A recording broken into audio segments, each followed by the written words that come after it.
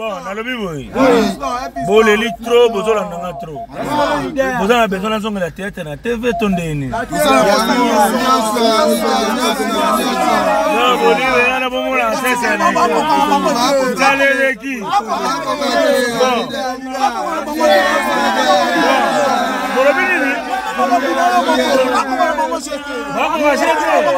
Dans l'idée bientôt, vous téléchargez ma méga na bino déjà.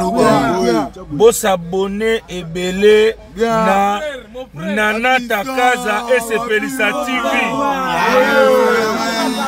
Alors dit Nana Takaza et ses Pelissa TV.